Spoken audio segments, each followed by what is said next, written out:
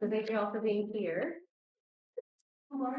My name is Megan Acevedo. I am a planner at Planning and Building and Long Range Planning. And we did have a first workshop on April 18th at the Planning Commission hearing. And there was a lot of requests for having a more informal meeting to have a more widely open discussion and allow people to discuss what they'd like to see, their concerns a little more in length. So that's why we had this meeting prepared to open it up to more public comment. So let's start off with some of the issues that we want to address from the first draft of the ordinance. I will bring up that there's a lot of requests involved in allowing these types of development in rural areas on ag general zone properties and timberland production zone properties. We do have outlined in our current general plan what the intent of those lands is for. And for ag general, it is mostly for agricultural and farming purposes. So as the general plan stands now, it's not really an appropriate site for large developments or having multiple housing structures. I think for right now, in the current general plan and zoning code, there's one residence allowed on ag general. And similarly with timberland production zone, as of now, the intent for those lands is for the production of timber. And we also want to keep that timberlands and the forests protected. So that's another reason for why that's not currently the intent to have these large developments and multiple housing on timberland production zone lands.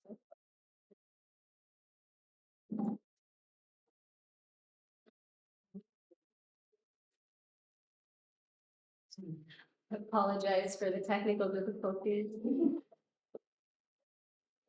All right, so in order to address the topic of allowing tiny house villages and emergency housing villages in ag general and timberland production zones, we would have to look into amending the general plan for changing the intent of those zones. Some other potential hindrances in permitting sites in very rural areas would be connection to water and sewer and the availability of having septic on site, and also the existing roads are not really adequate for that type of traffic in some areas. At the last Planning Commission hearing in the workshop, we noticed that there was a bit of confusion in regards to the different sections of the ordinance that was drafted. There was a tiny house village section, which was really to address permanent housing and to potentially provide and encourage affordable housing by lowering the requirements for development and just allowing people to develop sites that don't require as much permitting and as much materials, etc. And the emergency housing section that I had included in the first draft of the ordinance was more to address emergency sleeping cabins, which can be used for providing emergency shelter to houseless people. And we included what I call the dependent unit village, which provides a model for emergency sleeping cabins that would provide an area with a bedroom. Well, it's pretty much like a studio with a bed, a desk, electricity, and some heating.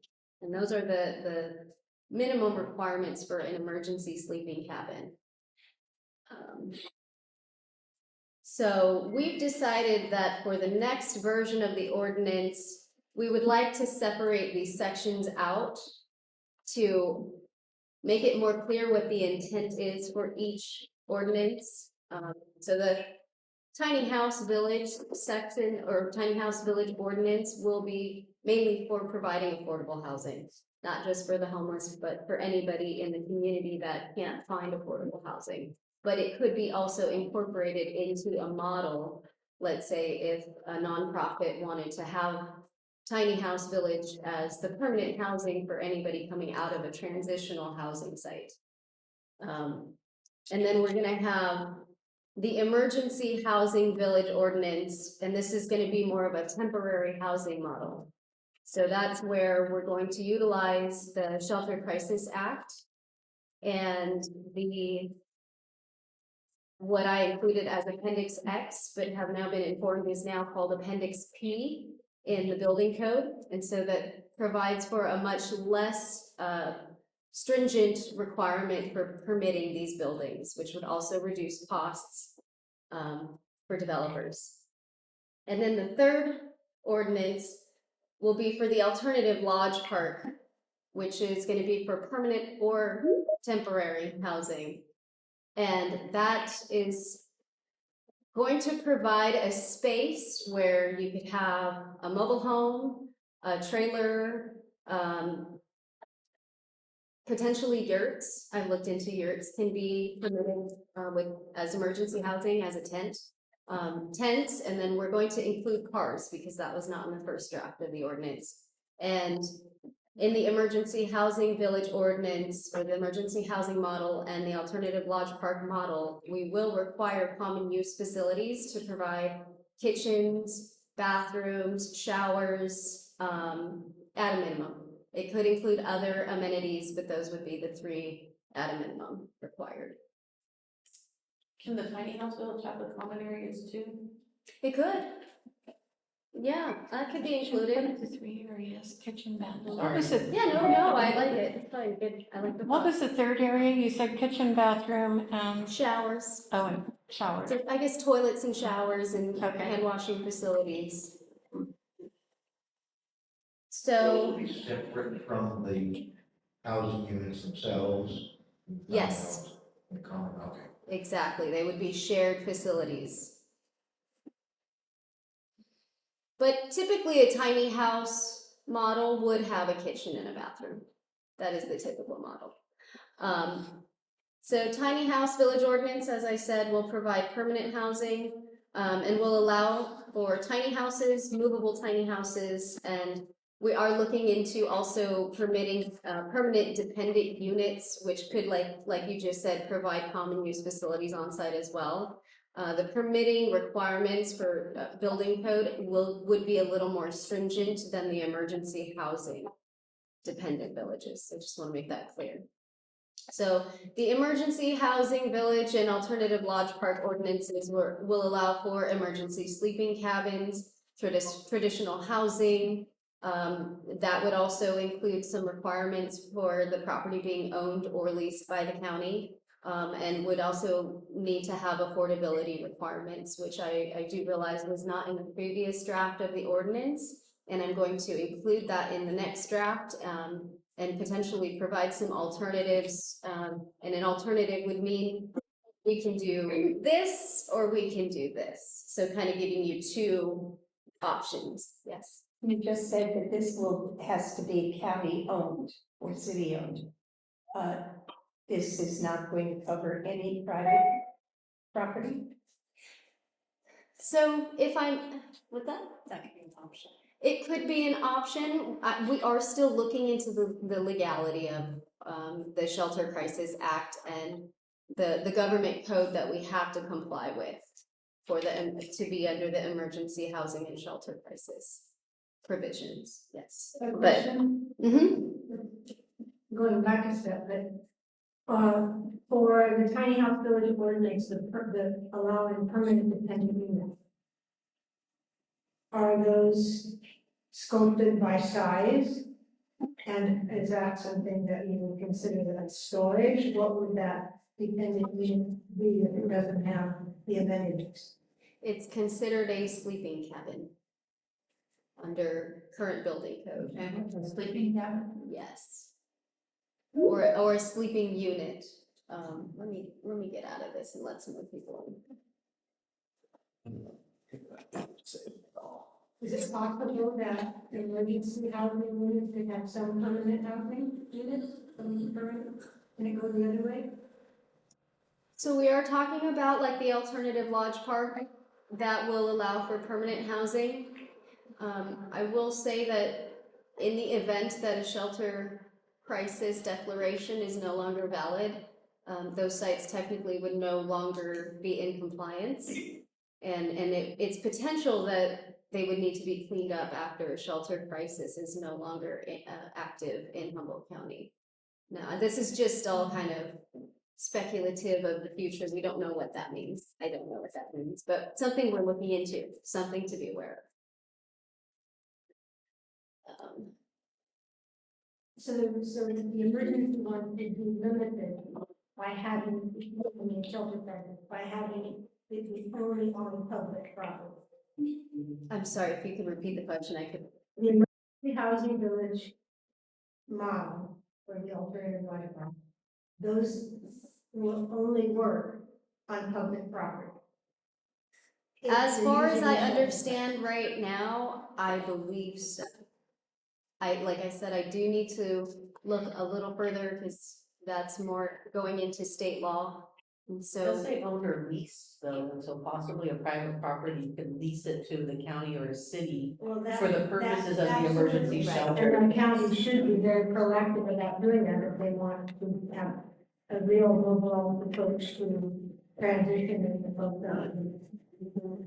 And then But we then, price it up. if this is only for while there's a crisis, and it gets shut down after a crisis, then what do you do with the buildings that have been placed there during that time? so that is the question that I'm still trying to look into. I will say that, as we all know, the houseless issue it's not gone away, it's only gotten worse. So I don't see that happening anytime soon. We've seen where these expiration dates are coming in and then they extend it another few years. So I have a feeling, it's not, there's no validity to this, but I have a feeling that this could get extended beyond January of 2026, which I think is right now the set date for expiration. That would just be for the emergency housing, I mean, the tiny house village, that could be permanent, that could be on private property, that. Yes. Okay. Yes. And if I could also clarify that, let's say for instance, a nonprofit wanted to do a tiered level where you could have the emergency sleeping cabin and dependent units, and then provide transitional housing support, and then want to transition people into permanent housing, we would allow for all three types of housing models on the same zone, and so the developer could come up with their own model for how to do that.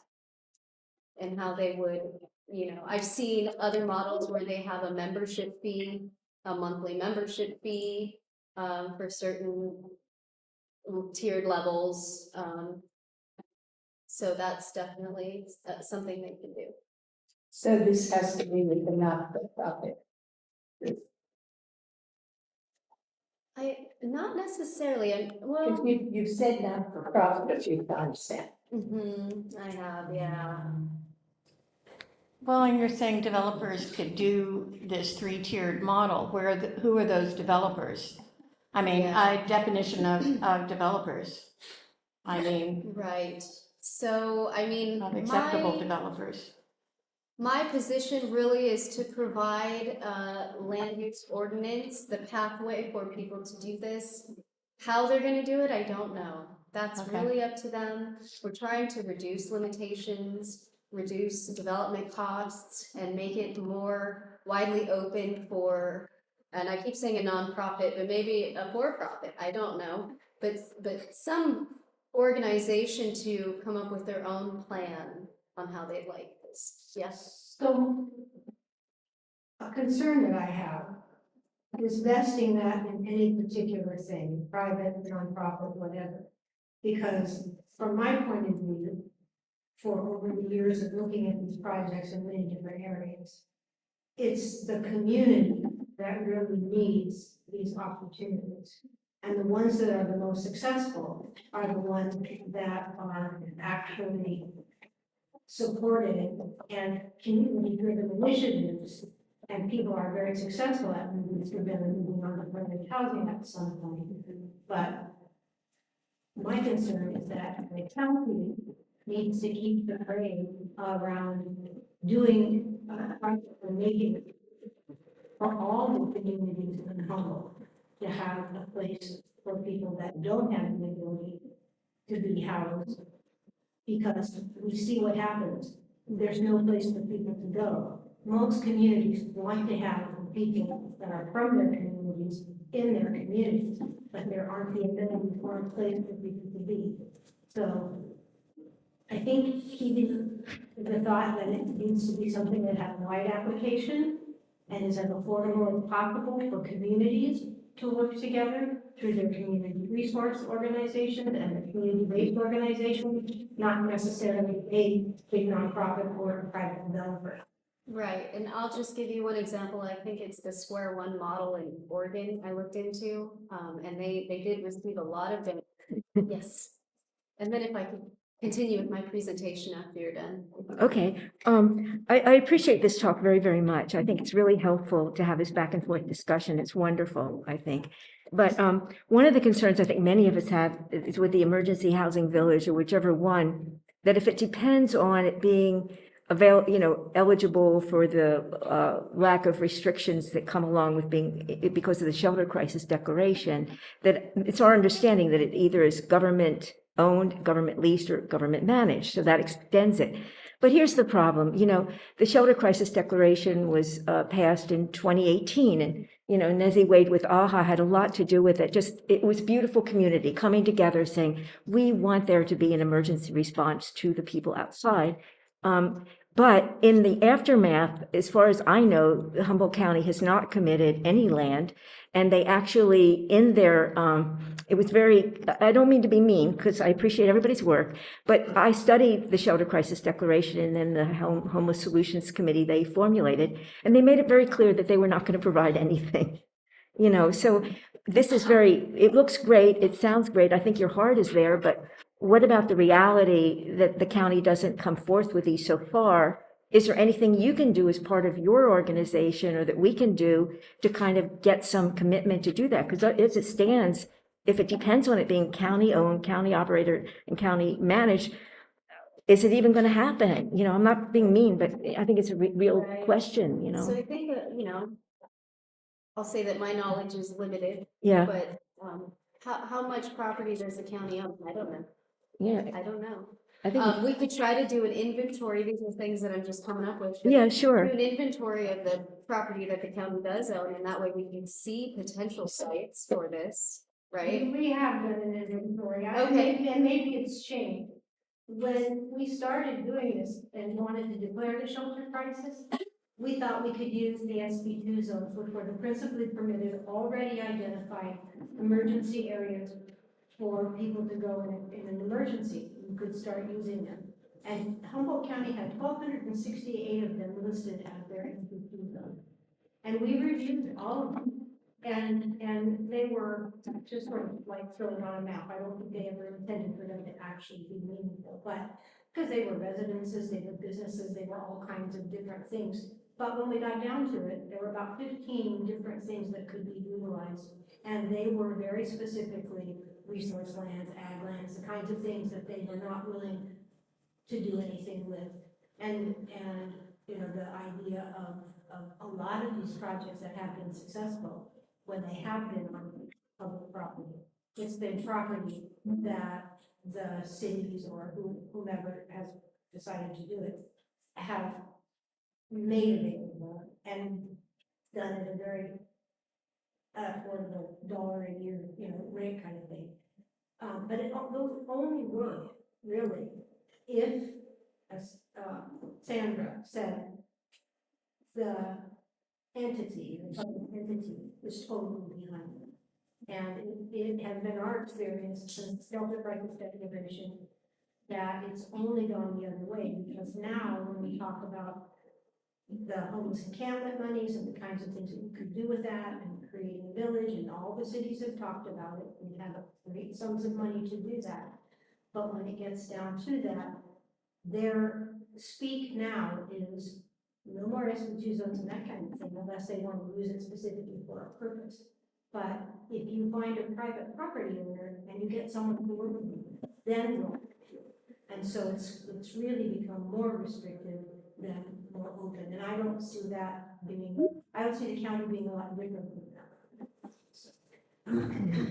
that. I think from your role, I moved here from City of Alameda 2 years ago. And they went from a position in 2010, 2013, this earlier time period, very resistant to any sort of changes. In more recent years, they have worked with Oregon, with the different Housing First organizations. I think what you're suggesting actually is an important next step to happen within the government itself, within the county government, to request and inventory the properties that are available. So on the one hand, you are opening up the requirements that would allow housing to be built. You establish an inventory of available properties. There's no question that the county, the government itself cannot do everything, but it would at least give a target and information for organizations and activists to then insist on the use of that property. Problems we had in Alameda was there was a decommissioned military base in the West End that had the least number of arteries, transportation services, and of course, everybody wants the unhoused out of sight. So it's like put anybody who's poor, unhoused, problems, that's where you build the housing. That's where the emergency housing is going to be. So there is a problem of how to have properties throughout the county for different populations that can better tie in with the communities. But I think certainly a next step. I can also get a name from some of the planning people in Alameda. They're a little bit ahead of the curve where you are about what things could be established. And so it's City of Alameda. And I will get, and they've established different community groups so that people are actually talking and working together. They established special people to work with the group that when there were medical emergencies in housing, so that the fire department officials are working closely with the social services, are working with the different nonprofit and government agencies. So they've done a better job of kind of linking, so we're not working against each other. But I'll make a note to myself, get names, So I do and want to, provide them to you. yeah, that would be great. I would appreciate any information you guys could provide to me or Right. recommendations. Yeah, and we're not trying to be Resources. negative. We hope it changes in the direction. I do So good. Um, So thank you. So, and I do want to just make it clear that the county is a very large organization, so I'm only one part of that. I'm planning and building. We do work with the Department of Health and Human Services, which could all, collaboratively, we could work together to try to find grant funding, but those communications need to be had with DHHS before I can make any strong commitments on their behalf, so, I will go into the next slide. So here are some potential additions to the future ordinances. This is in response to public comment that we received on the first draft of the ordinance and the first workshop, and some of the recommendations or requests from the planning commissioners. So we're going to include cars in alternative lodge parks, allow for renewable power source with a battery backup. Include some language on what transitional housing support facilities would be required. And I have looked into the allowance of yurts. Those are not allowed as permanent housing structures, but they can be allowed as emergency sleeping cabin models, or I guess I should say they fall in line with membranes and tents. So that is something that we could allow somebody to sleep in. We're looking into the potential for a grandfather clause. I don't really have too much on that, I apologize. But, and then also including that only 50% of the required parking would be required for sites that are within a half a mile of public transit stop. Can you just speak a little bit on what you mean on the grandfather clause of what? So everybody knows, well, most people know about the Yeehaw site. And so that was one of the things that came up at the last workshop. Like, existing places. Dealing or with similar to- okay, existing gotcha. sites that are not in conformance and looking into how can we get them into compliance and Gotcha. work with them, yeah. So those are the potential additions, and Is there any thought of working with, who runs the buses? Oh, Frank, I don't know. HTA, yeah. Yeah, is there any thought of working with them, because you're saying within a half mile of public transit stops? And, or extending where a bus might run? Because we're talking about rural, and rural is very different than one-on-one. That was just in relation to the reduction in the requirement of parking though. I'm thinking that, Yeah. but if you're going to be in an area that doesn't have bus service, you need cars. Well, I would imagine if there's housing in people, the transit people would definitely look into having service because there's people that need to put in. Yeah, definitely something we can reach out to HTA about.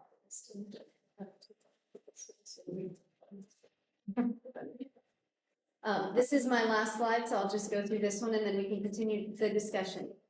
So there's just some potential alternatives for the next ordinance. Having a low income requirement. As of right now, in the draft that I had, there was no requirement. And as I said, to include that it needs to be on county or city owned property or leased property. There was discussion about the density requirement for tiny house villages, which was 20 units per acre. And we can remove the density requirement and allow the developer to figure out what would be appropriate.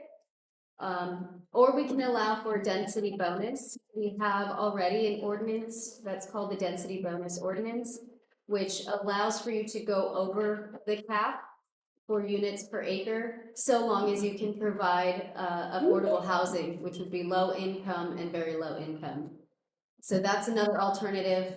And as I said, the parking requirement, there was some discussion around one parking space being too many parking spaces. And so I'm looking into saying one parking space for every 2 to 3 unit. And we'll see what people have to say about those options.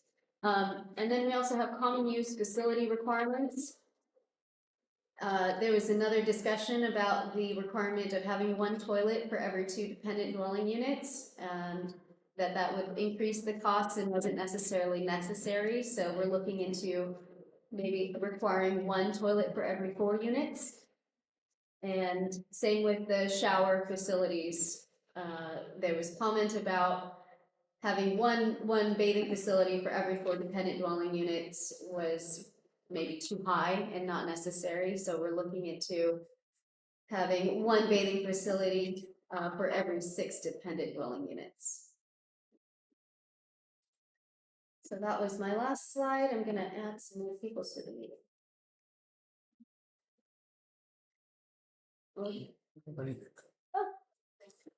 Also, I apologize if you are if you called in and you'd like to speak, you can press *6 to unmute. *9 to raise your hand, *6 to mute or unmute.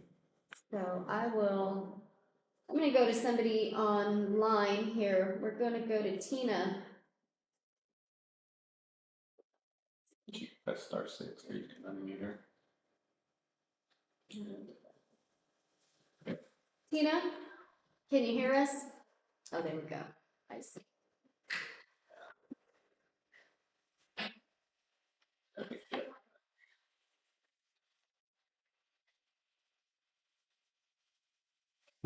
That's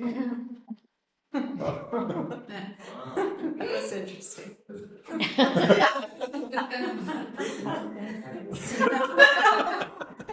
Sorry, this is my first hybrid meeting. I'm on camera. Wow. Tina, are you there? Oh. Okay, well.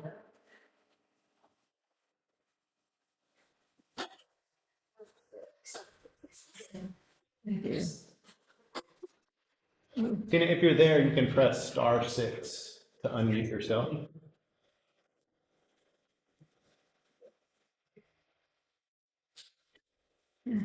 Okay, well, I'll keep an eye out. I want to make sure that I give everybody a chance to speak.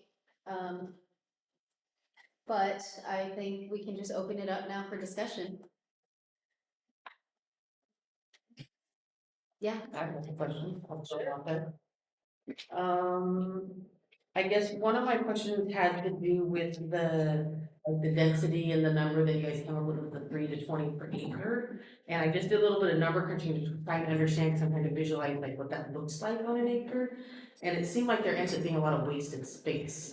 Cause like, so there's 43,560 square feet in an acre. If you divide that by 20, that's basically, 2,100 square feet per space. If there's, say it's just a 10 by 20, a small container or tiny home like that, there's 200 square feet for the space, which leaves you with 1,900. If there's a parking space that's equal to the container space, that's another 200, which gives you 1,700 square feet still. And if you take another 200 square feet off of that for a yard space, so you have 3 spaces that are identical, like 10 by 20, you end up with 1,500 square feet per one that's not being used. And that was actually already, I took off 1,500 feet for what you guys required for open space in the space. And so 1,500 times 20 is unused space. And I know there's still like roads potentially or access and some things, but it just seemed like maybe that could be looked at a little bit better to understand. If you're trying to utilize the space for whether it's crisis or permanent housing, you want to best use the space instead of leaving a lot of unused space. I mean, there could be additional open space or something, but Yeah. thought that would be a good thing to look into maybe. We could probably go up to 30 units per acre. And then, I don't know if you want to ask other people, I have some more questions, I don't want to dominate the question asking, but sure. Oh, yes, you in the back. Thank you. Is this meeting just for tiny home development, or is it for emergency, kids are gonna go homeless in a couple days? And It's- there things to be done, prevent the abatements, get rid of the junk, the trash. Yeah, so I think you didn't see the beginning of the presentation, but no worries. The previous draft of the ordinance combined the tiny house village and the emergency housing villages and what we're calling alternative lodge parks, which is kind of a mixed style. And what our plan is to separate those out into separate ordinances so that the intent of each ordinance is clear. And the tiny house village model will be just for a permanent housing that will fall in line with this normal building code requirements. And then the emergency housing will be for transitional housing, sleeping cabins, emergency sleeping cabins.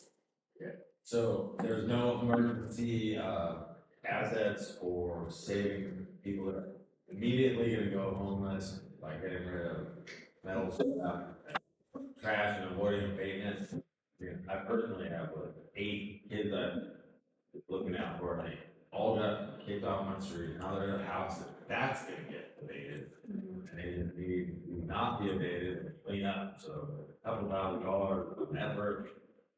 It's not what emergency funds are for, they're different. So we're not actually discussing funding right now. So I do apologize that's, It can't because it said emergency. It didn't. I understand. We can continue conversation with other departments and other agencies to look into available funding. But that's not the information that I have today, so I apologize. Yes, you in the red shirt. Okay. I sorry for taking so long, you had to kind Oh, of. that's okay. Pardon me, I'm actually new to this. Is there provision or any discussion of how tax-friendly the housing is going to be? I raise that because that's an issue for a lot of homeless people. They will not go into a housing situation, they can bring their dog, usually, or cat, whatever. So I will say that I don't have a provision in the ordinance for that, and I think that that would be up to the developer or organization that would run the site. Management. The management, yes, maybe that's a better word to use, thank you. Yeah. Pat, Thank you, Matt. My name's Ian. sorry, I don't know names. I did miss part of the first meeting here.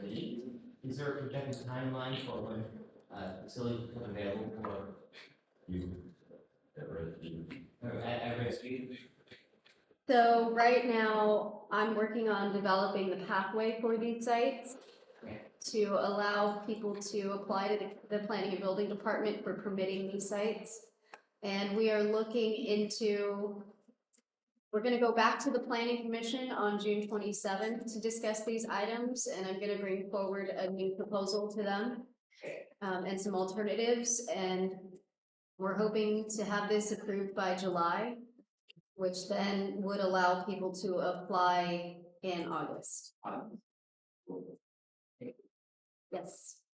I wanted to say first, I think it's really important, I love that you guys, like, we're having a conversation and you're separating it out into the different ordinances. I feel like what I'm hearing here is a lot of people are really interested in the emergency housing component of it. And it almost seems like you need to have like some separate conversations specifically to those, because there's a lot of confusion into what applies to which and where there can be overlap or how you can utilize one or the other to make something work.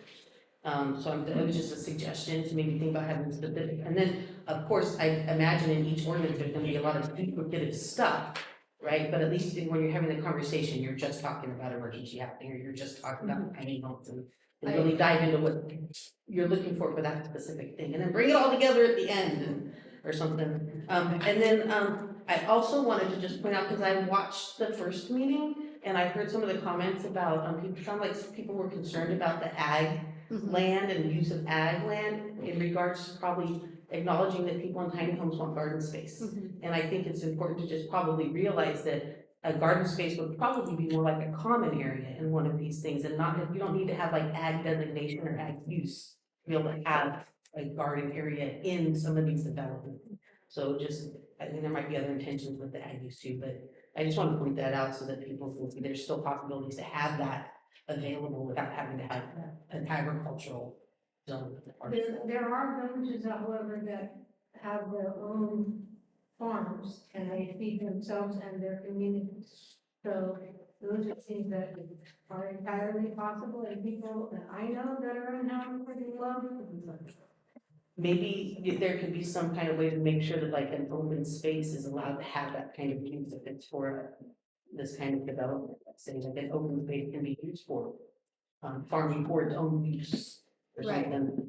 Right, so in an ordinance, just to throw it out there, we don't typically say, oh, you could do this here and this here and this here, we just say, this is the requirement. That's And what I'm leave saying, it people open, know that they're so- able to use it for this purpose, like if they're doing a tiny home village, they can designate either part of the open space or in addition to the open space requirement as a farming space or, garden space, depending on how that's defined and whether it's, just for use of the residents or whether it's for commercial purposes for them to use money to support the thing, whatever it is, yeah. So that's the same question, it's the same question, not about, that, but in terms of self-sufficiency. A lot of success, and as we can see this in community first in Austin and up in Oregon, and a lot of their examples, Portland, really good examples of how people have, there's required, like in the emergency housing, required facilities, a restroom, a kitchen, and so forth. But, and you have facility that's common, that's larger,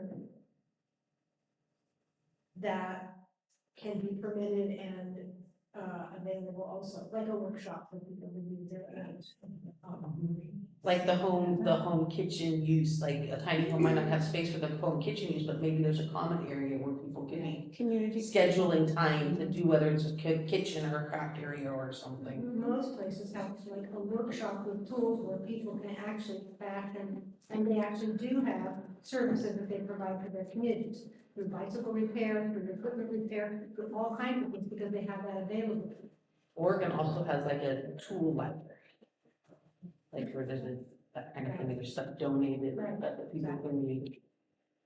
Can I have one more quick question? Yeah. You used the term on one of the last slides, a dependent unit village, but that wasn't one of the three in the beginning. Is it an alternative of one of those, or is it included in one of those, or what was that one? So that's more the emergency sleeping habits. Okay, so that would be part of the emergency housing village or Yes. component, okay? Yes, it could potentially also be a part of the tiny house village model. Mhm. It's just that the building requirements for permanent housing without using the Shelter Crisis Act are more stringent. You have to meet Title 24 Energy Code. You have to have sprinkler system. There's a lot of things that make that more expensive to build, but it's an option. It's something we can add in there as an option, so. Can you add that to the emergency housing, the potential for low permanent? I will look into that. I don't know that the emergency housing, I've seen because there's. I have the notes here. They're called community. I have notes on that, so, sorry. Drawing a blank on the term that's used. Community bridge Bridge housing, Yeah. Yes. And that happens in a lot of places. right, Can you say what that means? so. Yeah. No, you're fine, but I think that the length of stay at a community bridge housing is between 3 and 6 months.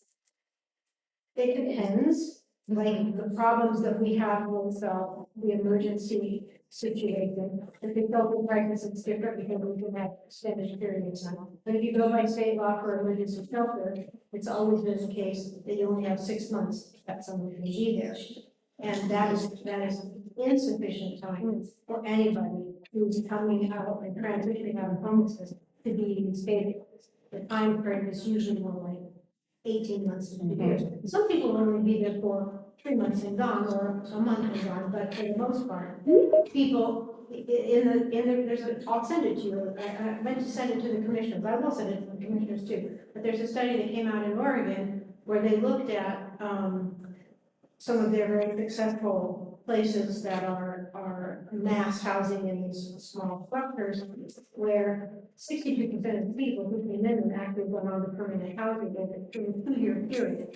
But the reason that they're successful is because, and why a lot of people are not successful, is because when they're coming out of homelessness and going into housing, they can't be responsible, they can't take care of themselves, which they need a lot of healing and they have a lot of physical issues. They can't take care of themselves and take care of their dwelling as well, and then they tend to lose their housing. And so and they have a voucher that's gonna run out, and they still are not available to do that kind of stuff. So there's a lot of considerations. Okay, I will look into, if we can modify that from the state code. What are you trying to find? It's the same, Tina. You try anything like that? Tina, if you're still there, please hit *6 to unmute. Go ahead. I just, want to really have a question about applicability. Can you hear me now? Yes. Yes, we Yes, can. yes.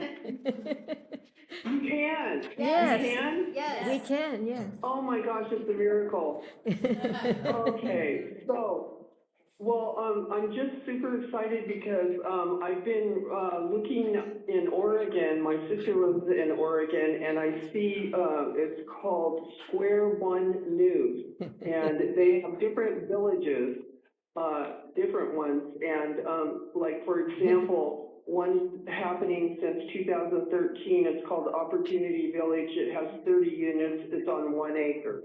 Another one's 2018 called Emerald Village, 22 units on 1 acre.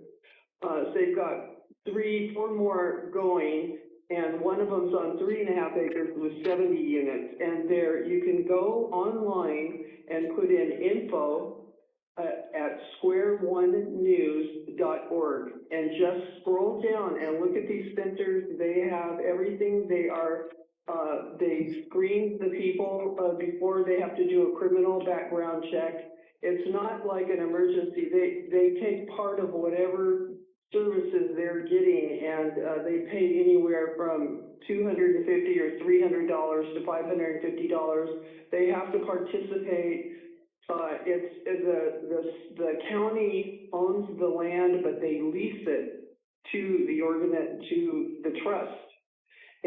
But they lease it for $1 a year. It's like, and the units are like $2,000 to put in, and they start with donations.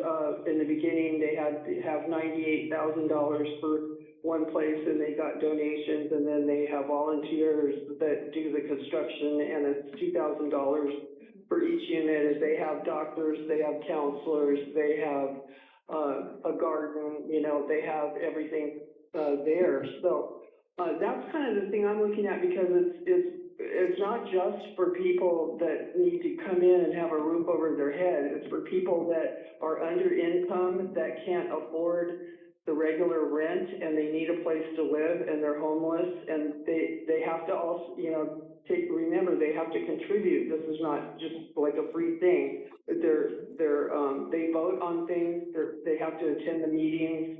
It's a whole structured thing.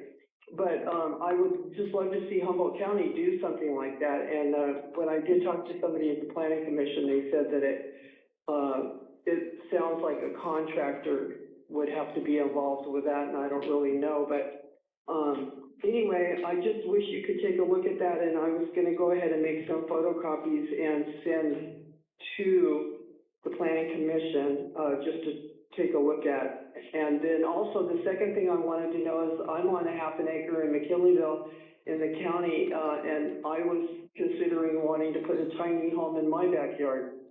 And I didn't know if this meeting was also about that, or if it's just, but I just don't want to see containers on cement somewhere that we're just going to put people in, and, there's nothing else happening for them. They're not participating. They're just kind of like in and out. There's not the screening, there's not the medical, there's not the counseling. What's that gal's name? Is that Tina? Tina. Oh, Tina. Could I? Oh, go ahead.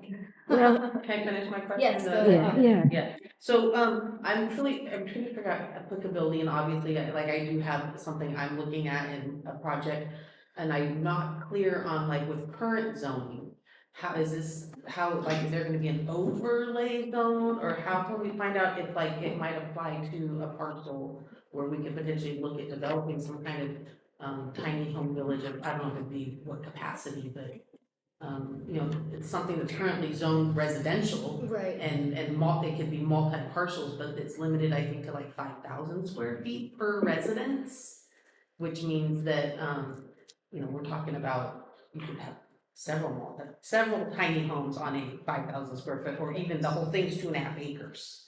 And so how can I guess, where would I look to or find out or speak up to say what I don't know that would be like, oh yeah, you could potentially do this here because we're working on making you able to do that? Yes, so first to address what Tina said or asked about, tiny houses you can put them on a property now under the ADU ordinance. So that's already allowed. That pathway is already existing. So this ordinance is going to specifically address multiple tiny houses on one property. So it's gonna open up and make more clear what people can do in what we're calling a tiny house village. We do have these in the current draft available in residential zones and some commercial zones. I know that we have it in RS, I think that's residential suburban. And we have it available in R2, which is residential two family. R3, which is residential multiple family, and R4, which is apartment professional. So if it's RS 20, that means that it's residential. You said you're looking at RS spaces, but the 20 means that they have to be 20,000 square feet or more, right? So is this gonna be something where, like, if you're zoned that, you could potentially do multiple tiny homes because it's residential, even though it's supposed to be only one residence per 20,000? So yeah, this, let's see, at a density no greater than allowed by the minimum parcel size in the zone or as may be modified by a combining zone. So it really, that depends on the land use designation, whether Isn't that what it's. the RS is, It- or is that different? That's the zoning. That's the zoning, yeah, so, there's residential low and then there's residential medium, and those are land use designations. Mm-hmm. I don't think that's Where do I in find this that out? table. The county website, actually, you can look up all of our code online. Right, I just saw the zoning, I didn't see a land use designation, so I don't. On the GIS, that's about. Like when you click on the Yeah. parcel, it'll show what that one is too, I must have missed it, okay. Yeah, it'll tell you. We have an R3, like multifamily property, so would I be able to look on the website to see how we could do a tiny village or look into that, how the spacing and everything? I mean, I got totally lost track when she was going through all the numbers. I mean, is there somewhere I could look to see what we could do with our property, or? We do have resources available. There's the Humboldt County Web GIS that you can search your parcel number or address. Well, I know that, and I know what our zoning is, but with the tiny village, I don't understand how that could work on that property. So that's what we're doing right now, is we're Okay, writing the I'm ordinance. waiting for that to Right, come out in July, exactly. and then I know Yes. that, okay. But I feel like what we want though is to be able to give input to make sure Right. that we can be, we don't wanna get to the point where it's Right. done and then we're excluded because we didn't speak up. I Right. think I'm looking at this. So the if same thing that you- there's something specific that you were interested in, like about that you wanted to make sure that what we're writing won't preclude you from doing what you want to do, this would be the time to talk about that. Oh, okay, no, Yeah. I don't want that, I Okay. just wanted to know where to look for the information on my own, trying to figure this out. Yeah, and when the ordinance gets approved, it'll get uploaded to the webpage that's designated for the tiny house village Okay. on our county website. And there are draft documents already on there. Is there a difference between the number of tiny houses allowed if they are on wheels or if they are solid on the ground? No, same thing. It will be the same. Their foundation requirements are different, that's the difference. Well, wheels is the foundation on a wheel tiny house. So they would have to be anchored to the ground All right, with I an understand engineered that. plan, yes. So would all tiny houses have to be on wheels? If they No. be, no. Yes. Well, I think her points just lead right into something I thought maybe nobody would want to hear, but, okay. So I think a lot of people here have heard about Opportunity Village and would like to be able to create something similar.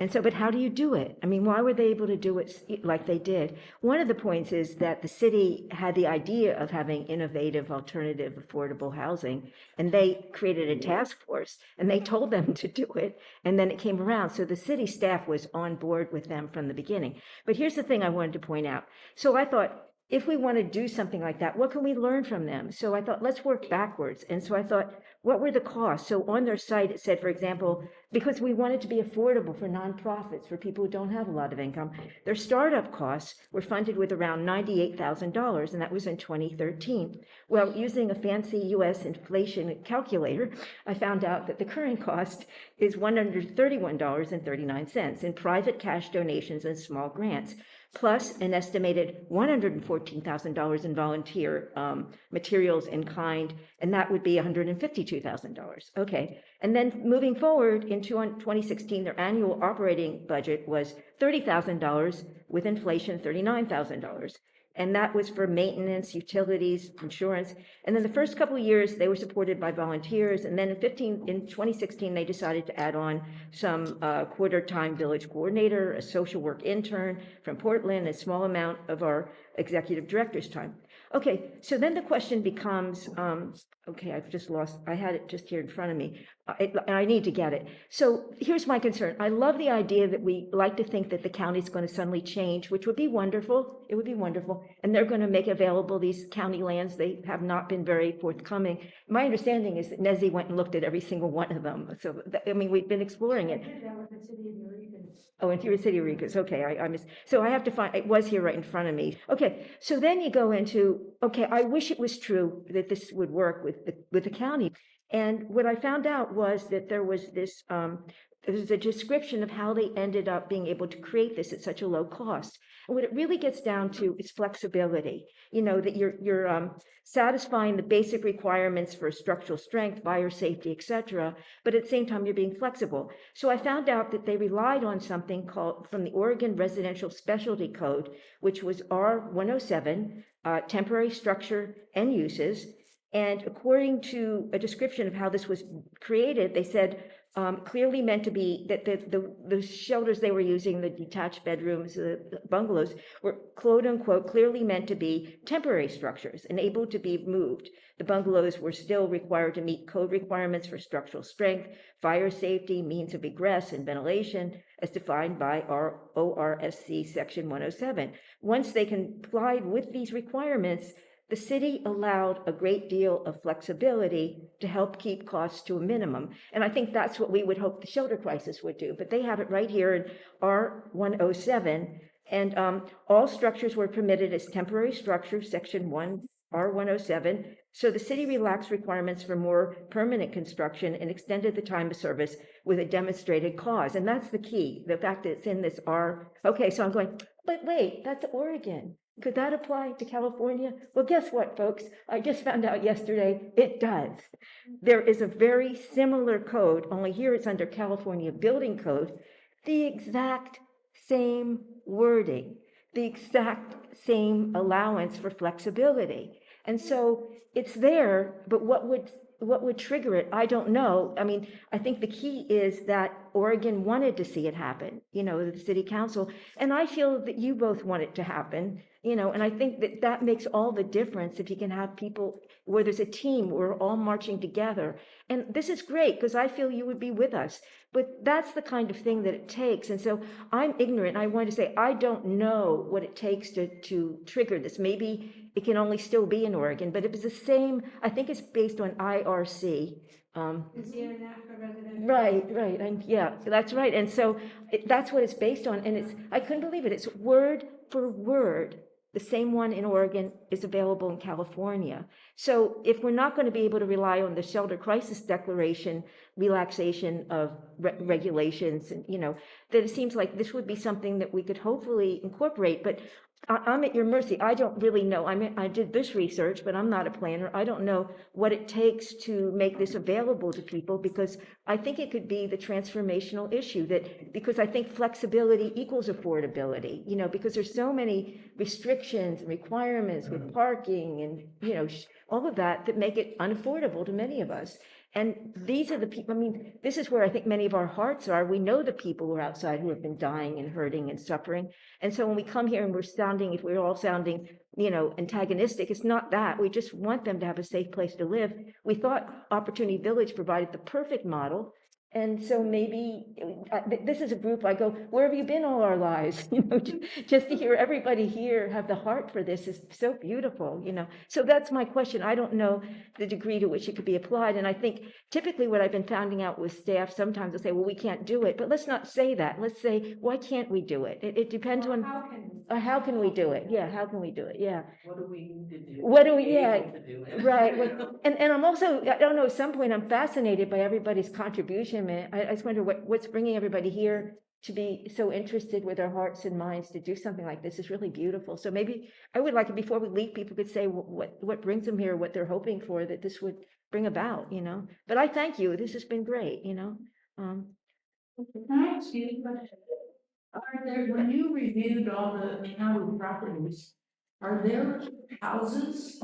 Yeah, some of them were houses, residences, some were businesses, some were lots that were not occupied, but they had intended uses. I guess, but the reason I'm saying that is because we're all talking about having to build infrastructure to have these things work. Ginger and I manage a transitional living house, and we know and we have seen, we've been doing this for a lot of years, and our house has been, it's called a transitional living house, and yet out of 20 people, there's probably a group of 5 who will probably live there their whole lives. Yeah. Because they have formed community within the house. And to a lot of people, I mean, I don't want to go on and on about transitional living, but if there are houses already, I know we, or one group of people, would be very willing to set it up and run it. Well, it costs money to do that, but it is doable. People can get along. There's some challenges involved in it, but we have she's on the phone all day getting calls from people. This is actually a good question, because if you're looking at potential properties, you should include properties like that may be available for some kind. This is already it's a central facility. You can put additional housing on there. That's where we started out 12 years ago. And we've been doing this for 12 years. We brought Andrew Eben here, the author of Tent City Urbanism and, founder of Opportunity Village, 3 times to talk to the communities, the Arcata City Council, with the California League of Cities. A lot of people have been on board for a long time, but we have not been able to get Humboldt County on board. And part of what's happening for us is, we worked really hard to get a shelter crisis declaration, and everybody recognizes that we have such a crisis in housing, of course, and it was focused largely around homelessness, but when they did the housing element, we were very involved in the 2017 approach to that, and the figures of what people could not afford. People, 40% of the population in Humboldt County can't afford rent, and they can't afford to buy, and so it's even worse now than it was then. So our crisis is huge, and I guess maybe what we hoped by creating the Housing Trust Fund and Homelessness Solutions Committee with the shelter crisis was that we would get a response from the county that would actually mobilize an effort that was commensurate with the crisis. And I know you talked about being only one department planning. We're very creative as a county. I've been here for 46 years. I know how much we can do. I know how much talent and creativity we have. But we could do great things, but it should involve environmental health, health. It should involve planning. It should involve DHHS and public health, social services, the healthcare field, law enforcement, all these different entities that actually have to come together to make all this possible and to get on board with supporting local communities in doing these kinds of things. And there's law enforcement in every community, there's healthcare in every community, there's, people in all, and I'm from AHA, we have the mobile shelter program, where we go from community to community, so when we're in those communities, we have a great opportunity to see how that organic relationship develops and people support us, they bring us donations, they want to help, they volunteer. That's the idea. Volunteers come from the community so they can help bridge the relationships with people that are unhoused to the housed community. But it's a wonderful example of how engagement and collaboration happen because you're in a place. And if everybody, I don't know, maybe we should just do something to raise the consciousness of all of the housing departments, because left in the hands of DHHS only and social services, it's only going to go to the same adventures and sure we're going to have to rank out and all that, but it's going to be done in a really different, really institutional kind of way, not an organic community bottom-up sort of way. And I think that's what's working, because we see a lot of examples with programs now that are not working. So, anyway, I'm sorry, I didn't mean to be on a soapbox, but I think it's really important to look at all those possibilities. And I know planning and environmental health will coordinate very well, because I've been to all those workshops and for a long, long time participated in all the stuff about waterless systems so that we could use composting toilets and try to think about in a central facility. What about a compound so that you have 3 different composting toilets that serve an area, think outside, and we still are stuck with the same basic, in order to have a composting toilet, you have to have the capacity to have a leach field and a conventional system. So we really need to move our county in some way that just would make such a difference in what we can do. Along that line, I want to go back. You kind of very quickly went over the timeline that someone asked. So your report goes where? Does it go to the county supervisors? Does it go somewhere up before it goes to the county supervisors, and when? It'll go to the planning commission next. Okay. For decision on June 27th. I'm sorry, June 27th? That'll be a special meeting at the planning commission, at the board of chambers in the courthouse. Okay, so special meeting then. And then from there, once they approve it, where does it go? Then it'll go to the board of supervisors. Okay, and is that also calendar? We don't have that date set yet. That depends on what decision the planning commission makes. Okay, so that's the first hurdle. When it goes to the board of supervisors, you mentioned something about July approval and August becomes, the new ordinance becomes available. Did I understand that correctly? Effective is the term. Thank you. Yes.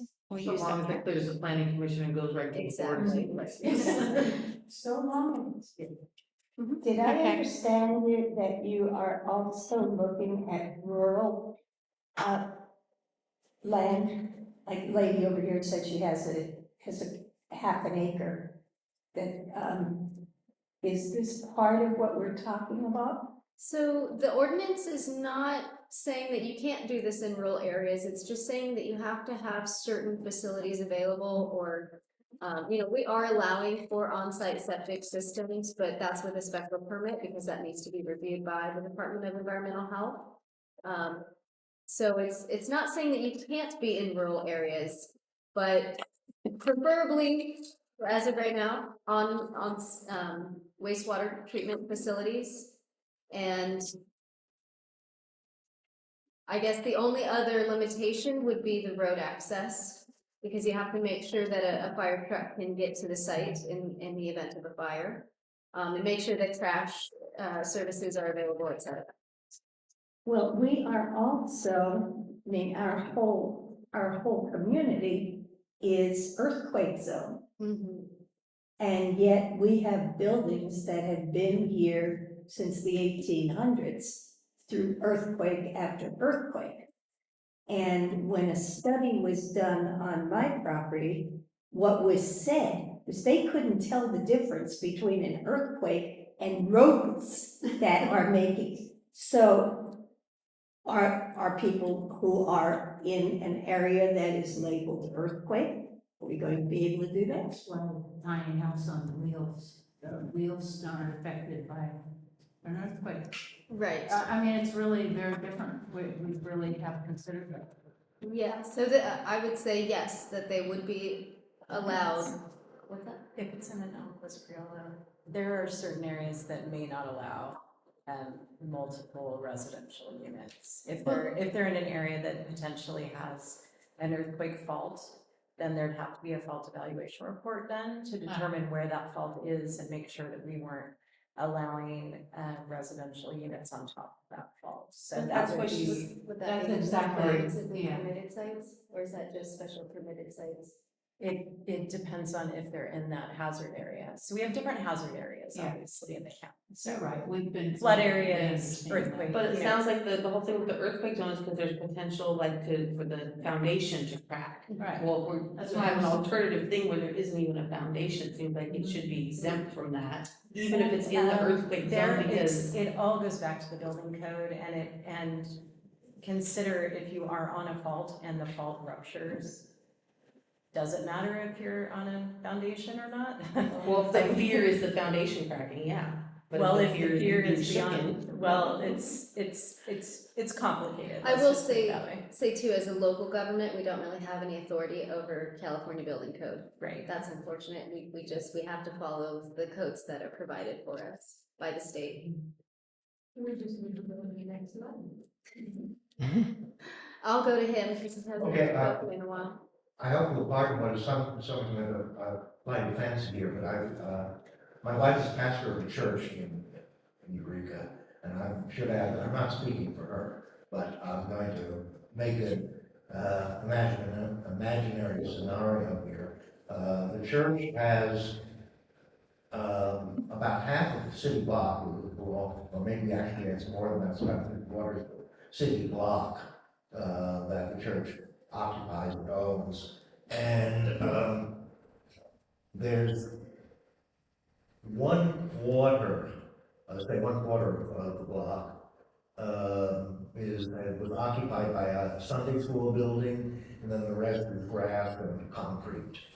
So you have space that the church is not using, because they're not using the Sunday school facility anymore. So let's say that the church decided, we really want to have some kind of housing in that quarter of a block to, affordable housing, or low income housing, or very low income housing. What would you tell the church, what steps would they need to take? Or is there any hope of that being practical at all? I have a question. Is this in the city of Eureka? Yes. Then you'd have to talk to the city of Eureka, unfortunately. Because we're the county, so our regulations don't. Yeah, the cities have their very own regulations for that. But I know that they are very housing friendly, so it would probably be a good discussion to have with them. Go ahead. Yeah, so I'm going back to the thing about the land use really quick, because I want to understand, there's like RL, which is the low density, residential low density, and then there's the RE, which is residential estates. And the RE talks about, the designations used for land adjacent to urban areas or locally with limited public services but suitable for single family residents. Also intended for the transition from urban development to rural lands. Clustering policies are suggested to assist in buffering adjacent resource production or open space and retain contiguous open space. It's commonly used for water only service areas. Don't know what that means. But it seems like is where my parcel is RD, but it's right by the highway, right by the bus line, has roads, has water and sewer right there, power right there, which isn't any of those things. And it's not in an urban to rural. It's not away from services. So is there some way to Have a special. I guess somehow pursue something like this because it has all the things that it's saying these lands don't have. Interesting. Yeah, and it sounds like maybe that might be eligible to be rezoned and reclassified potentially. I mean, I don't know. what How do I that look is into at. that? You can contact the department. So that's something I can pursue on my own to look at rezoning, even though there was just a full rezoning general plan thing done. You can. Okay. I don't think we have access right now to the. Yeah. And it, One I thing's mean, a whole the other interesting issue. thing too about this is that, we have this, we can also look into this section for RS that talks about based on the density and see if that's something we might want to reconsider to allow more units in that case. If they're on community water and sewer in particular, because one of the issues often with, if you have a well and you have septic on site, you need more land than you would imagine just for the separation between those things. So, so we'll look into that though, for the RS.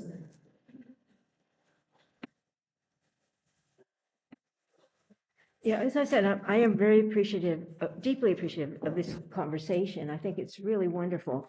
But I think many of us have been to many, many meetings. As I like to say, I went to so many in the 90s, I'm pretty much allergic to them. And it has to be a really important meeting to get me someplace, but it's true. But the thing that concerns me is, like I said, I'm not trying to harp on it, but it's real. The dependence on the county to suddenly change it would be wonderful, like out of a movie, but so far we haven't seen that shift. And we've been going to their meetings and, over and over, I attended those meetings for the shelter crisis declaration. And, they had their staff write it so that basically the county didn't have to do anything. I can prove it to you, So what my concern is, this is great. I'm sure we are having a good feeling that there's an openness and a concern. And I think a commitment, I don't know if it's a commitment, but a real, a determination to make this work for everybody. But chances are it very likely won't, or it might not. And so I can't help but think that it would be good to have another step where the people here and maybe some additional people could be part of the creation of it, before you take it to some group that we're involved, because, I didn't tell the whole story of what made this work. And it really got down to the building inspector was willing to allow for the flexibility. And that's what had to make it work. So I don't want to see this drift away because, I've been a witness to what AHA's done, and it's out of the movies. I mean, just always showing up, always trying, always doing their best. The North Coast Journal said they would not succeed with the shelter crisis declaration in Eureka because the staff was against it. But no, they galvanized the public, they showed up and they passed it. And the county wasn't even willing to put a shelter crisis on their agenda. So they got a whole room full of people, diverse from the religious community, from, advocates, homeless people, people living without homes. And they showed up and it was like came and spoke from their heart. And they moved them to at least put it on the agenda, and then it passed. But they didn't want to, and they did everything they could to not cooperate in making something happen. So the question still remains, what will that take, So it's a bigger picture in my experience. Sure. And no one will talk about this because we talked about it for such a long time.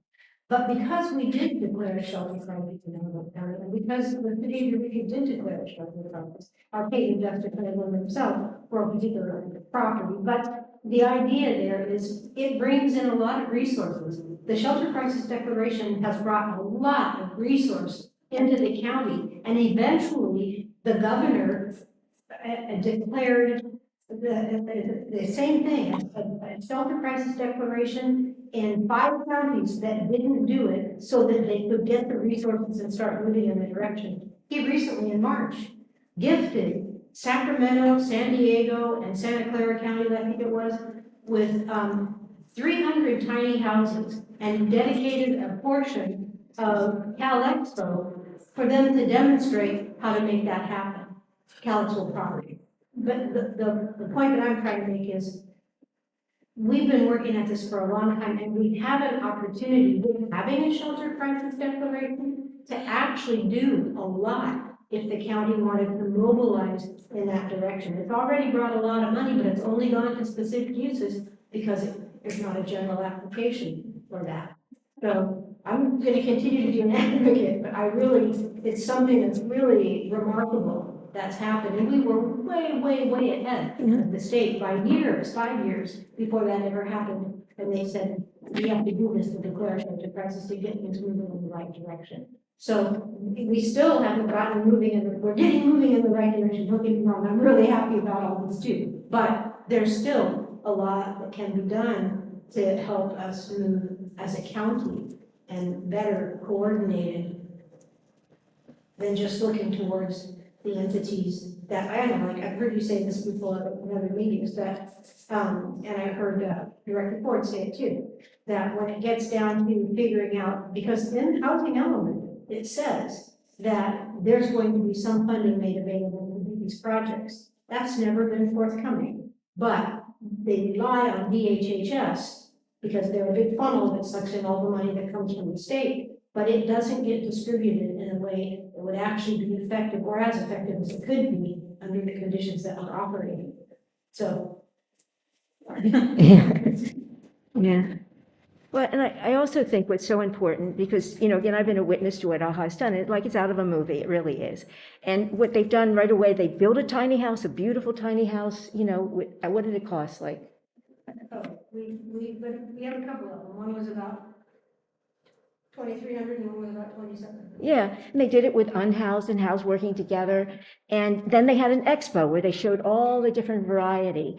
And whenever there's been a meeting or, North Country Fair, Arts Alive, I swear anywhere they'll go and talk about it. But the thing that's the opposite, and they've proven, I think, by the shower van, they're very capable of taking a need translating it into a beautiful service that brings the community together. So, and others here are capable of it. I think that if there's any way that all of us can get together and at least together maybe support a demonstration model of what it would be, it would overcome, because how many more, I always say we're wasting all this paper, reading about all this stuff, writing, bothering all the supervisors.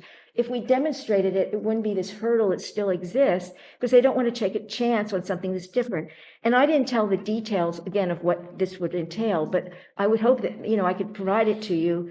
And it does take a building inspector willing to be flexible, and that's what they had in Oregon. But again, I don't want to see this energy go away, because it's beautiful what everybody's saying. I just find it so heartening, but we're going to come into obstacles, and it could very well be one of those great papers that end up on the shelf and don't really go into effect, because we're already struggling with a safe parking, safe shelter problem with that. So I think we need to figure out what can we do so it does move forward, and the emergency,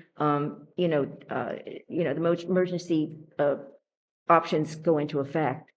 Because if it depends on the county, there's a good chance it won't,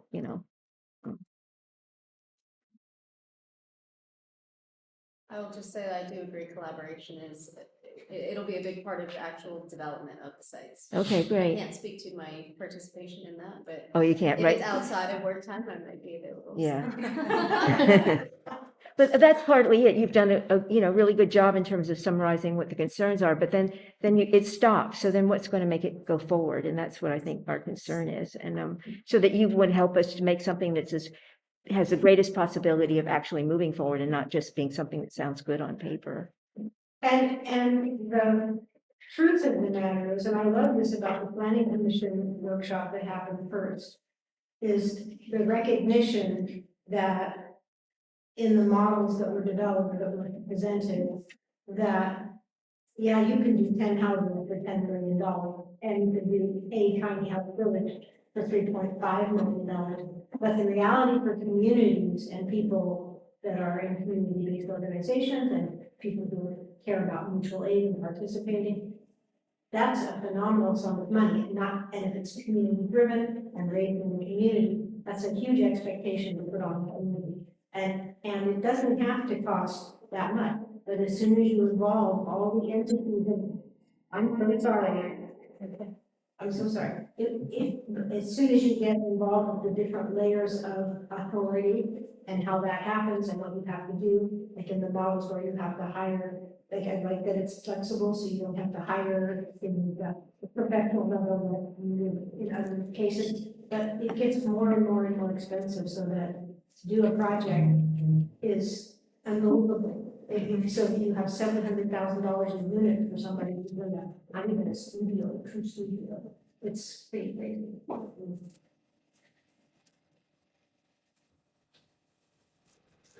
I'm wondering if anybody has any other direct comments towards the first draft of the ordinance and some recommendations on some of the alternatives that I brought up. If you have any thoughts in reference to parking requirements, or I heard a lot around parking and one parking space per unit is too many, and well, then how many is enough is, I guess, my question.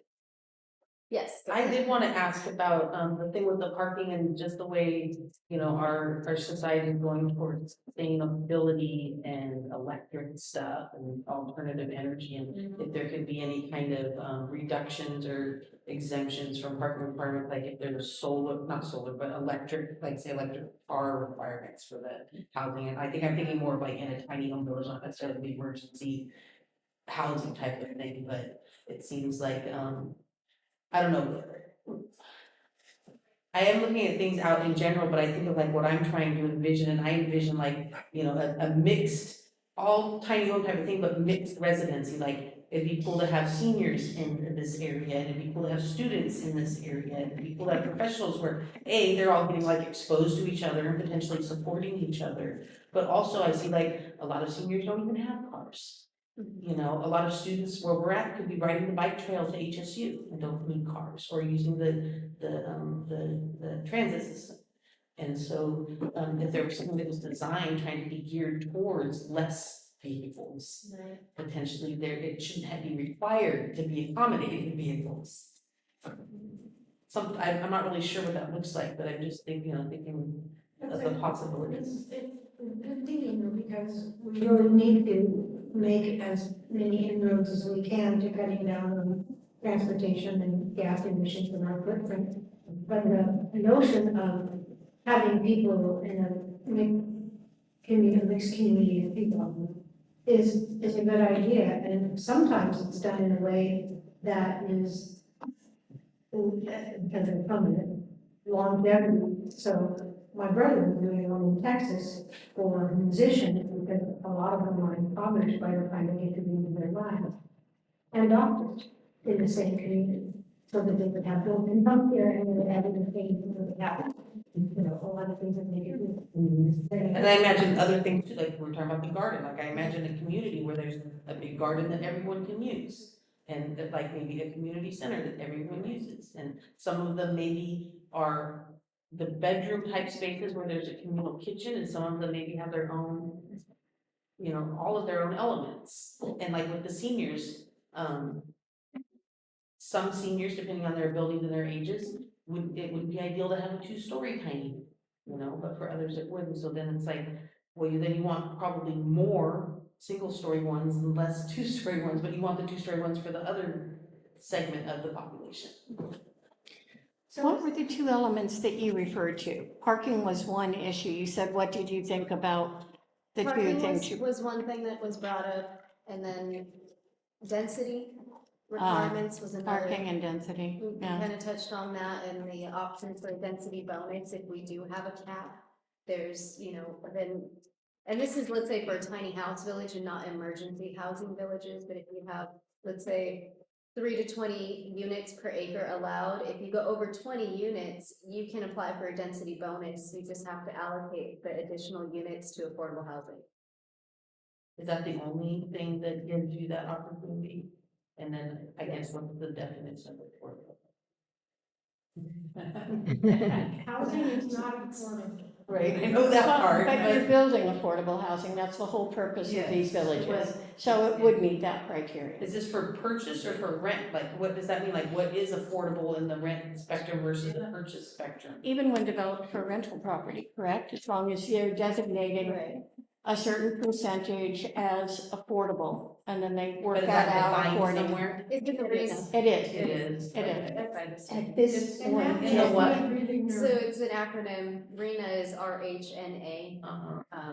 Regional Housing Needs. Need assessment, yes. So they do assess the local community every so often to define what would be low income, extremely low income, et cetera. And right now in Humboldt County, that's like 50% of average median income is considered low income. Okay. And when we talk about low income housing, that low income housing is for people who have to buy in. They have to have a minimum income of $16,000 that's capped at $54,000, for example. That's just an example, but that's real common. So people that we're working with, we want to see getting into stability in places that would not even come into their lives at all. But Governor Newsom, I sent you this today, Governor Newsom is sponsoring a bill that is for the next RHNA numbers allocation, which will be 2040, and that seems like a long way away, but we've been doing this for 12 years and it's gonna pass really fast. So that's going to change to being 30 to 50% low income, and what is it? 15 to 30 would be extremely low income, and 0 to 15 would be acutely low income, because that's really what you see in terms of the reality of people's wherewithal. And if we don't start preparing for that now, we're gonna run right up against it, and we're not gonna be successful in getting the housing development that we are. In transitional housing, what we have seen is general relief pays $303 a month for housing. And that's not enough for most transitional living. Or People who even run a couple house nights to up in afford, even group you can't housing. do it on that. So I had Go ahead. And just really quick, Yeah. is there resources to reach out to look at funding to develop some kind of programs that like people are trying to do, like if there was land available? I'm not sure. Is it, okay, I'm look into sure it, there I'm are just- resources. I don't know specifically what I'll look into resources it. are out there. Yeah, I don't mean to talk so much, but it does concern me, is goodwill is all this is, and I take you at your goodwill. Like you said, it's something that at some point it's done and you kind of can move on, and that's the nature of it. But we're going to be working with whatever comes out of it. As it stands, I'm not convinced that we can create what would be an affordable tiny home emergency housing for people here who need it. And I feel as though there's probably some creativity in here, so that I don't know if there's some way to identify the cost of the different things that are required. Are they required? Because I was at a meeting where the safe parking, safe shelter, and one of the planning commissioners, Noah Levy, brought up, is that really required? Are those required? And he said, oh, no, it's totally flexible. So I think that there should be at absolutely every step of the way to figure out a way to make whatever it is flexible so it doesn't require these high prices. And I don't know if maybe there couldn't be a committee out of this to work with you, because I think the reason that the Opportunity Village worked is because Andrew Heben, who was co-founder, he was actually an urban planner. And so, and the city wanted to work with him, so they could do this brainstorming and figure out this kind of very creative solution, which most people wouldn't have known about.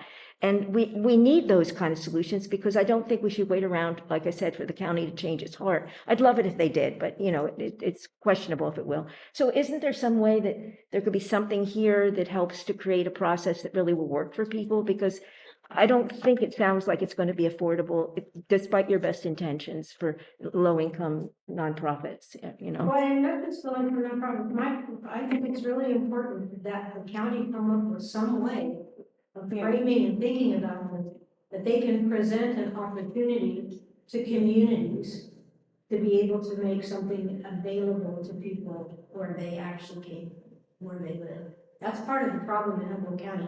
85% of the people that are homeless here lived here before they went homeless. They have family here somewhere. And part of the reason that they're not there is because there's nothing for them to connect with the resources, so they gravitate to where the resources are. But if they were in their communities or nearby, that would be a much better opportunity for the connections that everybody needs for community and family. I want to thank you. I think in fact, you are trying to put the bones in place so that when the people that we need in office are in fact in office and ready to move forward, the bones are there, the structure is there. There needs to be the general plan. The housing element has to be written in a way that Humboldt will qualify for the funding that is being made available under the current state government. And the county supervisors are going to look very bad if they aren't taking free money to help solve the problem that everyone's complaining about. So I believe this is a critical first step in actually making as many types of structure, as many types of property be available and be useful. And that's what planning does in this first critical step. So I would not despair just yet. No, I not agree despair. that No, there have to be other people that are going to actually vote and apply these laws in a way that begin to bring the solutions needed. But also, do you have a business card? I want to put you in touch with the mayor and some other contacts I have.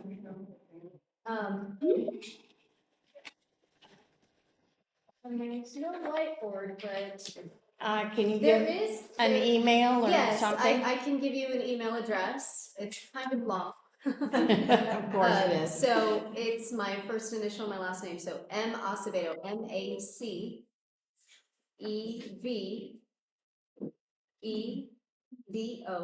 I'm sorry, ECO or DO? V as in Victor. Yes.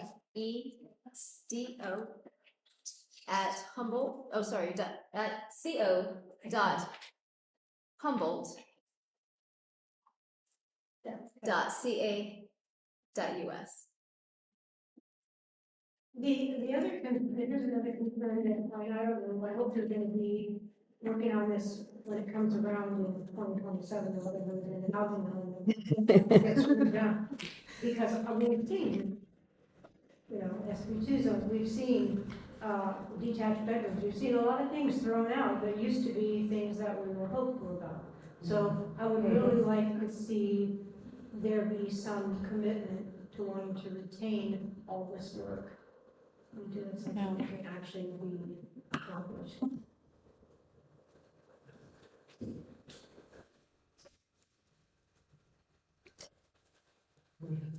I guess I will throw out one more thing that I thought of, because I know there were a lot of thoughts out there about, well, we could require this, we could require that, or, and then maybe not even require, but as you said, for like a garden space, the agricultural garden space.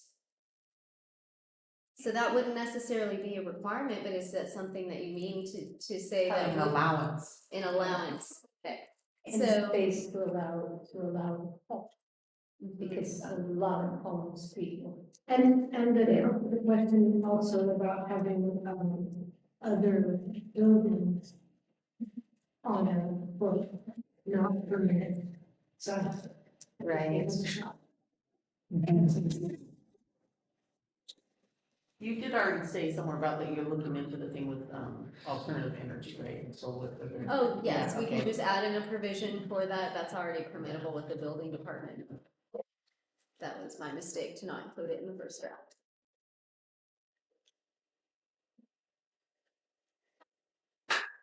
So, Uh-huh, point of clarification, sure. where do you submit comments online? From this hearing, because you said you were gathering, feedback. You can submit comments to me, I gave out my email address, I don't know if you wrote that down. I got it here, I heard you. Okay, And then where can we do this recording? I will post this on the webpage, so there is a website, the county website has a webpage dedicated to the tiny house village and emergency housing village ordinances. It's hard to find if you just go straight to our page, so I suggest doing a Google search for tiny house village in Humboldt County, and it should just pop up.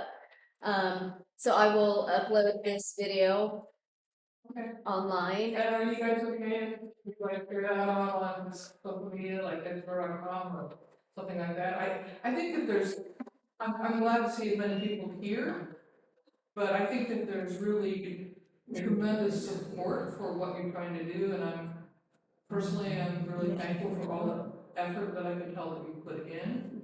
And I think it'd really be nice if the community had ways to just at least weigh in and kind of support the fact for what Catherine was saying about it would be a shame to not find ways to take advantage of the opportunities that are here right now, especially with the tremendous need that's going on. So just from my heart to Liz, thank you very much. And is it okay if we share that out publicly? I think that's fine, yeah, if it's on our website, it's open to the public, yeah, it's public information. And I'll do my best to get an updated draft of the ordinance online as soon as it's approved by a supervisor. And that way you guys can review it before we go to the next hearing. Yeah. But that would be ideally your opportunity to provide comments is going into the next hearing. Yeah, and it'd be nice to have like a whole bunch of people show up and support it too. Mhm. So Have a lot of fun. that planning commission meeting, there will be a draft available before that and goes out to the public. Yes, so we're only required to upload documents, I think it's like the Friday before the hearing, and so I'll try to get these on the website.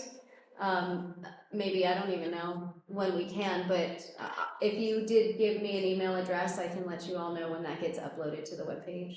Great. Yeah. And then I do see one more person. Is there like a listserv for this topic where you know how you can sign up for certain things to get email when there's updates or things? So there's a notify me online, and I'm not entirely sure how those notifications get sent out. So it's probably best to get on my contact list. So if you didn't put your name and email on that sheet today, please do. And I'll be sure to include you in any emails for updates. I do see one more hand up on our virtual meeting, so I apologize. Frank Richard, if you would like to speak, please press *6 to unmute yourself. Yeah, I'm on the Microsoft thing. It's the first time I've done this, so can you hear me? Yes. Yes.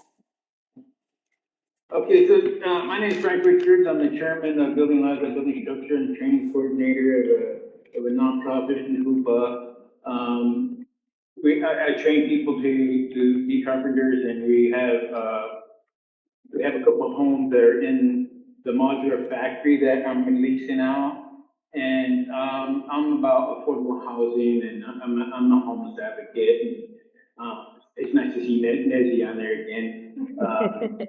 But this meeting here is to change the zoning ordinances and policies of land use, right? And then it goes to the planning department, they find a chunk of land, and then they have to go through the NIMBY thing. The neighbors don't want that density housing there. Then it gets past that, and then there's a plan, and then a grant or however funding happens, and then a large contractor comes in and gets prevailing wage to build these houses.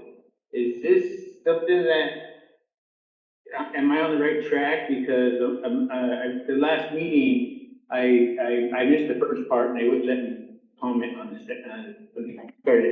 meeting. But this meeting right here just seems like it's way before what really happens. What has to happen is we get land, we get money for the building materials, and then we build these structures.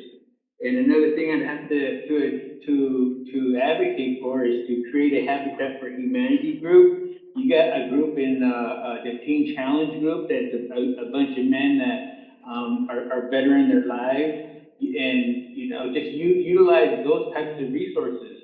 And for land, I mean, don't churches have a bunch of land that they're not using? And I mean, we're thinking out of the box here, right? I mean, what I'm hearing is that we're gonna get bogged down with the policies and the red tape and the bureaucracy, and then this is a seasonal discussion. It's summertime right now, and the longer we'll go right into winter, and that's gonna be the time when people die. I mean, I don't know. I really appreciate all you there at this meeting, and I appreciate what's going on with the homeless people. But who's going to run this thing? Who's going to run the facility? Who's going to pay for the utilities? Who's going to make sure that everybody's safe? Who's going to have build the fence around it? I mean, is there monies for all that? Is the social services program there? Here in Hoopa, they have to be near services. But there's so many beautiful places out in not too far away from town, that why don't the services go to them? Monday, they get the TANF, and Tuesday, they get the social services, and, who's gonna intake all these people and determine their needs? There's different types of homeless people, but I'm just advocating for the actual structure and building of it itself, and I know that we can do a better job at that. Even using reused material. I would tear a house down and reuse materials. I mean, I would redo a van or a semi truck trailer. I mean, stuff like that. Rebuild a trailer, take it down to the frame and rebuild it up, stuff like that. So that's my 2 cents. Thank you. Thank you. You're Frank. welcome. Thank you. Thank you. That's a really good point, though, about materials use. Because if you have to buy brand new timber, you have to do whatever, that makes it absolutely unaffordable for even thinking about doing the project. But being able to use recycled material, that's a huge, huge part of what people can do. And even the labor. Yeah. I think there's it ends up being some kind of federal project, and then you have to hire prevailing wage staff to do the thing. That makes it not be affordable. The people in the community who provide transitional housing is kind of a subgroup of people. There is no recognition of it. There are no rules. There are no community, it's kind of I've always seen the city of Eureka like the city kind of pretends that it doesn't exist, and those who run transitional living places kind of stay on the down Don't ask, low. don't tell. Because, yes, I mean, we have fire inspections, Mhm. and so, I mean, there's definitely some safety Basic oversight, safety. but when you need help, when the whole thing blows up because you get maybe two people in a house who are really drunks and are possibly violent, then there's a place where you need help from police and it's not available. Because you can't, because it becomes an issue of tenancy. And you're held to law, but nobody's, it's complicated, and I'm not trying to go off on that. Because there's ways that we really try to build communities that people respect the rules that are in the house. But and I know, I want to say before I just say that, I really appreciate what you're doing. And that you're working to change some things to make things available. Yeah. Making a pathway. Yeah. Making a pathway. And I do think the community of people who care about it and want to do something need each other. It's been a lot of years since I've come to a meeting. I used to be in meetings all the time. Now we get the work done. Thank you for what you do. Thank you Yeah. very much. Yeah. Yeah, and I think I've been the witness, but there was a painful point when AHA had the money and they couldn't find somebody available to sell the land. So I think what we're hoping, because you really have this is a wonderful meeting and your heart seems wonderful in extending what you have to us. Maybe you'd have some influence just by, you would say there are people willing to go at it and can do it. And I don't know, who knows what's going to break the ice on this, but it's been a glacier, has it been glacier level of ice, I think? Well, and we're here, and it's all coming this way. Yeah. When they go back to the planning department, then there's gonna be the push, and then you have to be strong.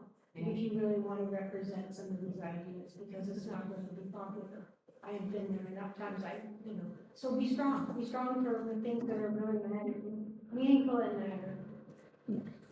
I am, definitely passionate about serving the people and making sure that we address homelessness. I will say I have to present the facts when I go to planning commission. I have to be non-biased, and that is part of my job.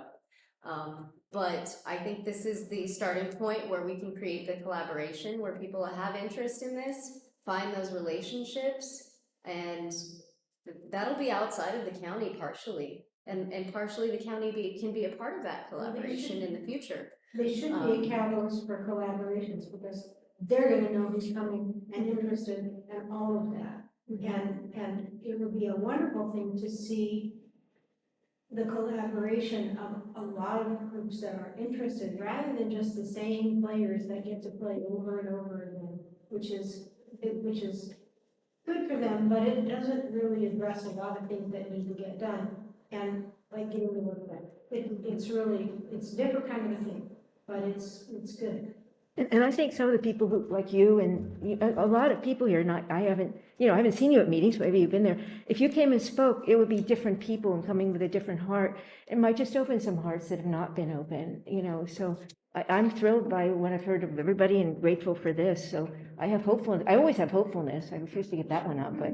It also takes meetings like this to brainstorm and bounce ideas off, because I know that listening to lots of people, and I come to meetings in different capacities of different topics, and it's always other people's ideas that sparks ideas in my head. And I'm like, oh, wait, I didn't think about that, now maybe this, or how to tie it together. I really just appreciate the sharing of knowledge and experience to be able to build on my own. Yeah, but 3 minutes that you get in a public meeting, I understand. Yeah, so thank you very much, thank you. Thank you guys for coming. Thank And you. Thank you.